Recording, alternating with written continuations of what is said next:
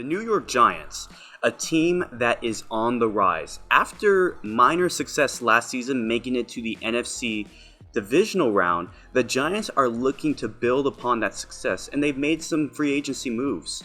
And they also had a pretty good draft. The Giants are looking to make a splash this season. As for fantasy football, there was much promise from many Giants last season.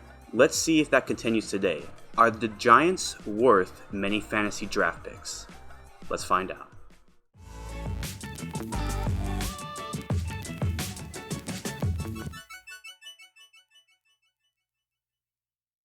Hello everyone, my name is Aaron and this is the Game Day Hour.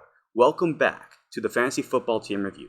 In this series, we take a look at each and every 32 NFL franchises and see what they offer for fantasy football. Here, we analyze a team's quarterback, running back, wide receiver 1 and 2, tight end, and kicker.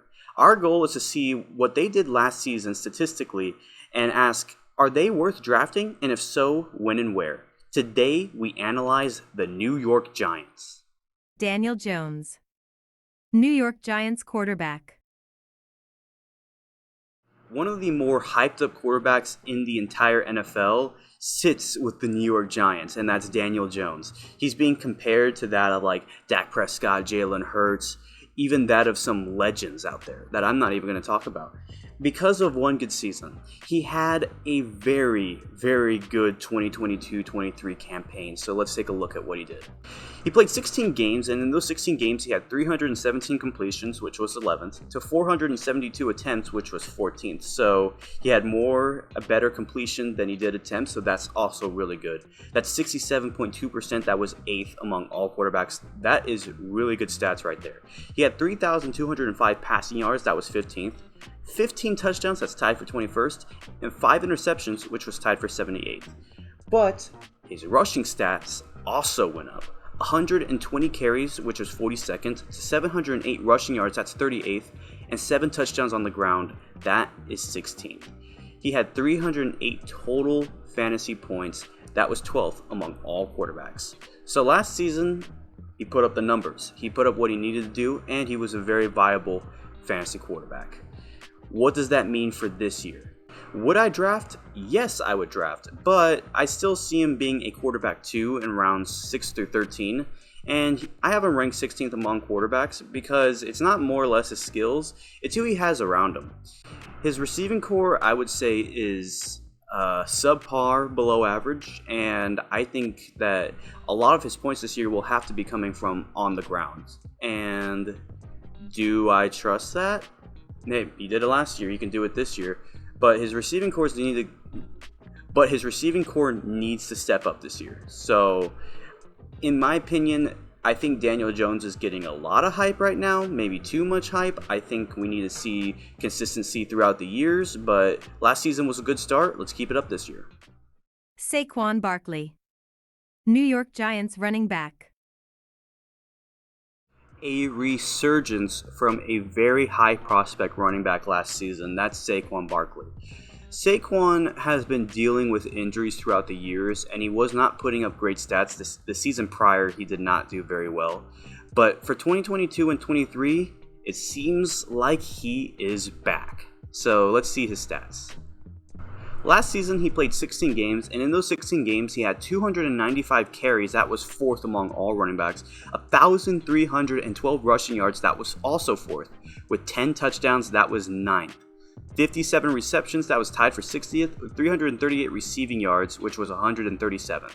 He didn't have touchdowns, though, in the air. That gave him 271 total fantasy points. That was 5th among all running backs. That is the pre-injury Saquon Barkley we all know.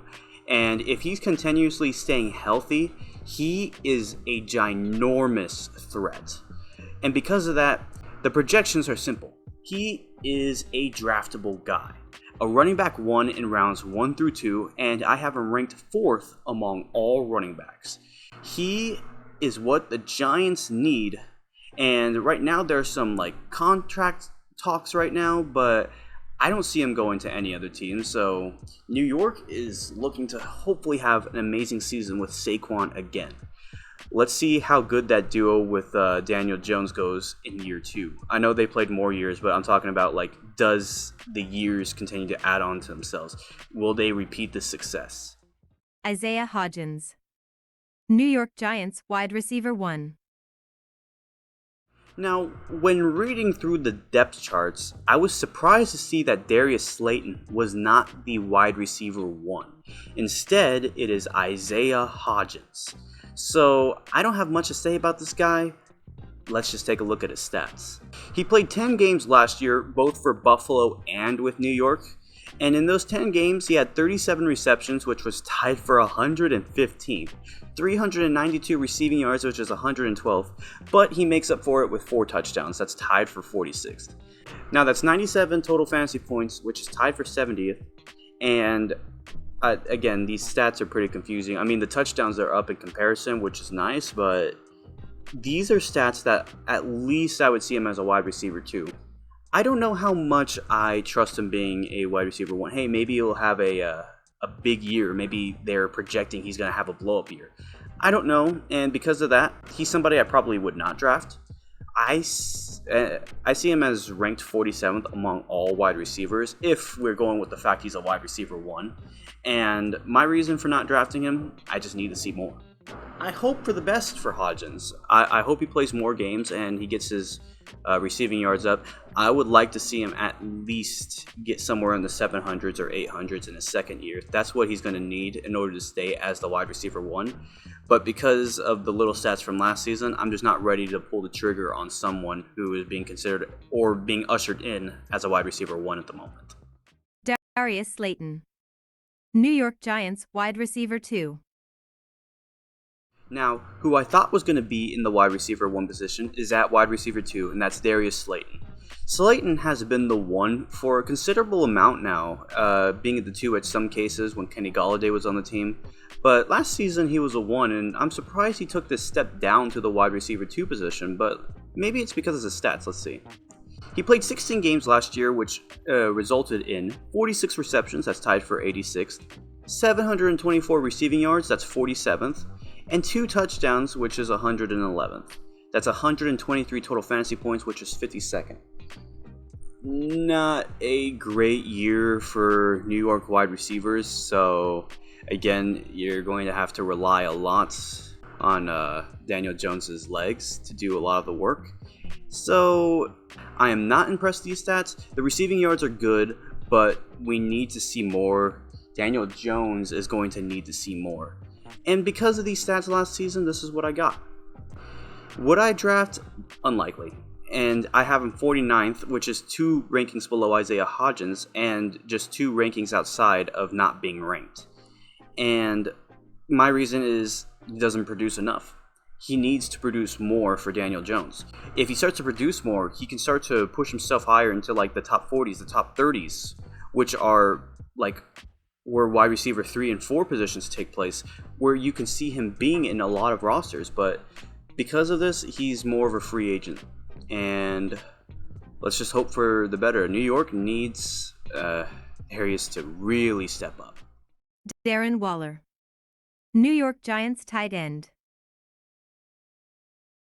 Now, with the bigger roster moves made in the free agency was with Darren Waller moving from the Raiders to the Giants. Now Daniel Jones has a security blanket to rely on. So let's see what he did last season, which I don't think was great, but let's see.